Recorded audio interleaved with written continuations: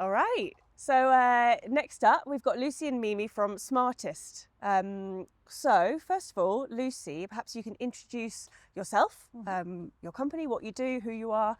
Tell us about you. Okay. So I'm Lucy Ames, and I founded Smartist in 2020, recognising that there are lots of small and medium business owners who are crying out for help with social media. You hear people saying all the time, we just don't know what to put, we don't know how often to post, we don't know what platform's best for us. And I'd worked for 10 years in social media prior to that, so it was a great time to do it. In lockdown, I was working for a baking company who had 50,000 followers, so that was a great experience. I call us a boutique agency because that sounds really cool, but actually it's just me and 3 freelancers, brilliant freelancers like Mimi. We currently work with 10 to 15 clients at a time, fully managing all their social media, so creating their content and posting for them. And I specialise in property because I'm nosy about houses and gardens, and I love working with my current client who's a builder, does renovations, a carpenter, a landscape designer, and a garden designer, and other people in property. Nice. And can you tell me about your background? Because I think you've had quite an interesting background. Yes, it's what they call a squiggly career. So I started in IT, hopeless at IT, apart from being really good with clients. And actually, it's that client management that I've sort of brought forward to Smartist. I got made redundant from the body shop when it got taken over and started my side hustle, which was selling my paintings. So I did that for 10 years, and that's where I taught myself social media basically to market my own paintings. And then on to the baking company and realised suddenly that people paid a lot more for my social media skills than my paintings. Well, I'm sure you're still doing them in your Yeah. little spare time you have. Yeah. So obviously we've got a room full of small, medium businesses here. What tips could you give them about how to run their social pages? Okay, one of my biggest tips is when you start out, it's tempting to go onto all the platforms, but actually I would pick one and do it really well. So find out where your audience are hanging out. If they're the type of customers that are going to be on Instagram, focus on that and use Instagram. Don't worry about the rest. People do tend to worry. And I think everything that you do online needs to be online with your brand. So getting to know your brand really well is really important before you write any content or create any images. And by that, I mean, what does your brand look like? Are you professional and sober, or are you fun and chatty and friendly? And then that sets the tone for all the things you write, whether you're going to be a chatty kind of content creator or whether your images are going to be super professional or a bit more friendly and intimate. And people love authenticity. They love to see the real you. We know that that works. Are there any rules around social media? Doesn't have rules, but recommendations about how frequently you should post or anything like that? It's genuinely different for every client. And I think if you can get out there 3 times a week, that's brilliant. But if that is imposing too much on your week, go for twice and do that well. Like I say, pick your platform and then read up on that platform, read up on what works well for Instagram, what works well for LinkedIn, because if you're trying to deal with a business customer, for instance, you might want to be on LinkedIn just once a week, but posting something that really appeals to surveyors or architects or whoever you've decided you need to target. And I suppose actually knowing our audience, Instagram feels like a natural fit. Do you find that actually that works with your clients? Yeah, for my clients who are the garden designer and the landscape gardener, even the crane hire business, it's quite visual. People love to see what you're doing and you've got some great things to share with people. And Instagram is good for reaching a local audience because you can target them with the hashtags to say hashtag Sevenoaks, hashtag Tunbridge, and that's the way you'll be found by people who aren't following you already. Well, that's a really good tip, I think, those hashtags. Yeah. Is there anything else that you think is something that to you would just seem really normal but might be a good tip for our audience here? Yeah, do you know what it is? It's engagement. So get online and engage, because you wouldn't go to a party with 30 people, not speak to anybody, stand in the corner, go to that party again a month later, not speak to anybody, and expect them to follow you and share business with you. So show up and engage, like other people's posts, comment on their posts, reshare things from them, and that's what gets you also visible to people who aren't following you. Amazing. So when you onboard a client, what are you looking at in terms of like their brand positioning, their tone? What do you take into consideration to give them a steer on what they're meant to be posting and meant to be saying on social media? Yeah, it's conversation. So we start off with an hour's chat about who you're trying to appeal to, who's your main target audience, and what's your message. So what problem are you solving for those clients? That helps to understand them. What's the main brand message and what do you want to achieve? Because for some clients, they'll want to get their brand better known. For some, they want to tell them about their reputation. But for some, they actually want leads and hard sales. Most people want leads, ultimately. Mimi, I'm going to ask you a couple of questions now, if that's all right. Ooh, excited. So first of all, perhaps you could introduce yourself. Tell us a bit about your background and obviously what your focus is with Smartist and your expertise. Hi everyone, my name's Mimi Van Prague and I'm from Mimi VP Photography. And about 5 months ago, I made it my mission to dominate Instagram and learn everything that you needed to know. And I wasn't going to stop until I got from 700 followers to 3,000 followers. And 3 months later, I hit 12,000 followers. And I now have 14,500 followers. The 500 counts, which is, so in 5 months' time.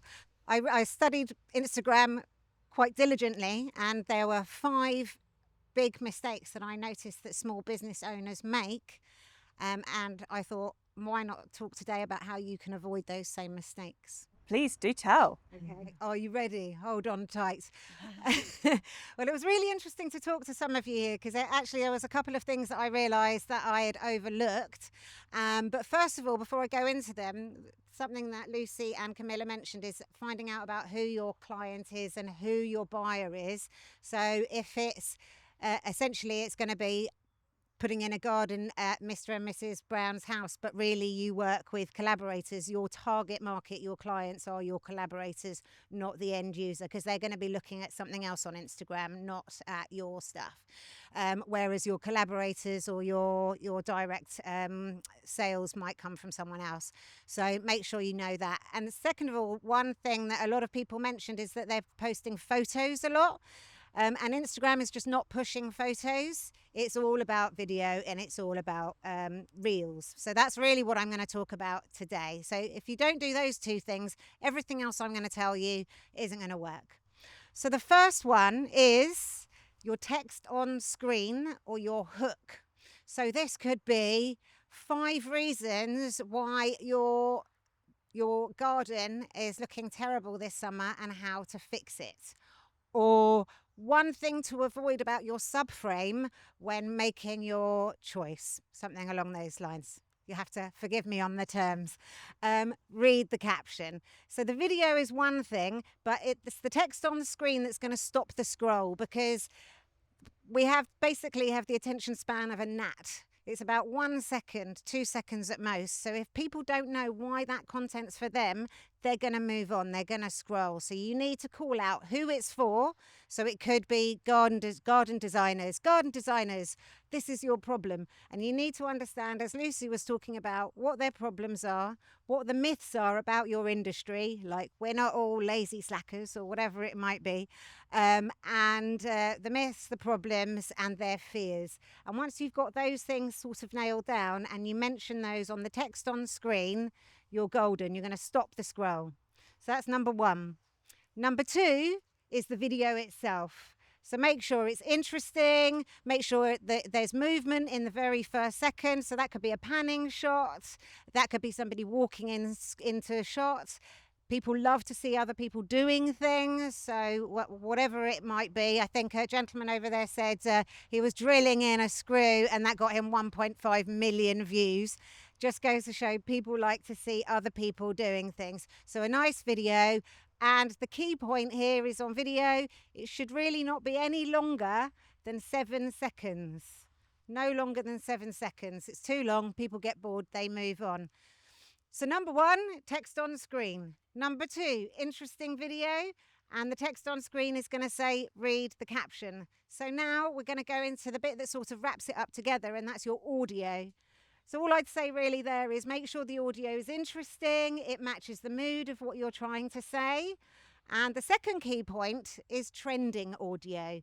So really this is about music that's popular at the moment. So as that reel becomes more popular, you're going to go up the ranks. But if it's already at the crest of the wave and it's already really, really popular, people have heard that music already, they're fed up of it, they don't want to hear it. So what you want to look for when you're looking at other people's reels, down at the bottom there's the music icon.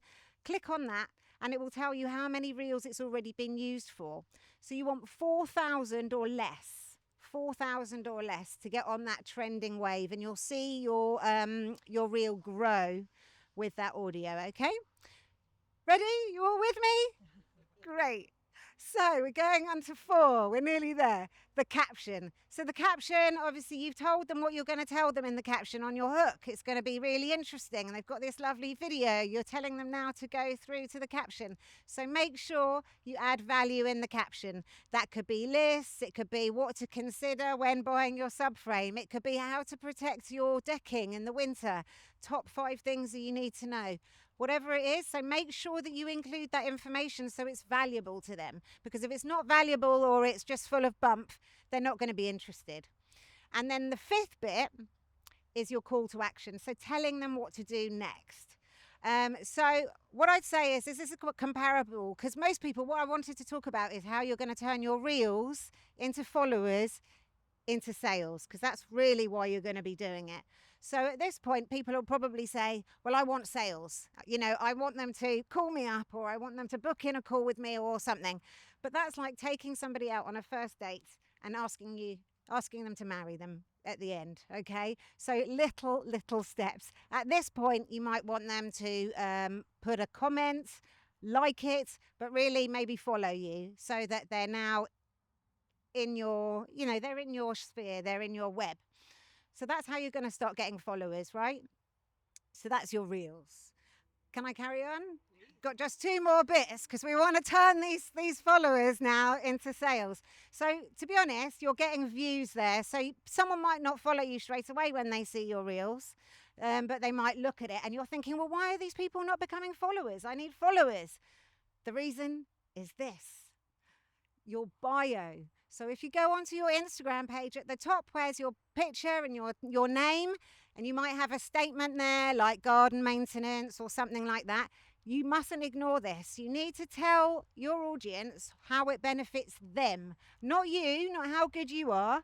Top tips about turning your garden from drab to fab, or daily information on this and this. This is how it's going to benefit you. And then after that, you can put in your social proof, 20,000 awards or whatever it is that you want to say.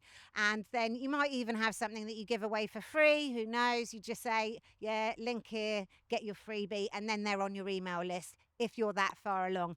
But basically, people will be looking at your content, say, who are they all about? Go into your bio, say, yeah, I want to follow those guys. Then they hit follow. That's how you start increasing your followers. And that's when we get to the juicy bit, the sales. That's what it's all about. So it's a funnel. Your reels are going to bring in your viewers and your likes. Then they're going to go into the bio. Then they're going to follow you. And now you're going to feature in their stories. So there's one more thing you need to do. You need to post on your stories. But on your stories, you can be a bit more salesy. You can put a link to your website. You can tell them, this is what we do. If you want to call us now. You can show what you're doing today. You don't have to post a lot. You could put one thing you have in your morning coffee, a picture of the project that you're on, and then maybe a salesy story on there with a link to your website. That's your really interested audience right there are on your stories. And then you can monitor them as well, because you'll get the numbers, you'll see the conversion, and Instagram will tell you the click-through. And that's it. That's it. You made it sound so easy. And you have to do it every day. Did you rehearse that, or was that just straight off the cuff? Well, I know it so well. That's very good. Love it. Brilliant. Well done.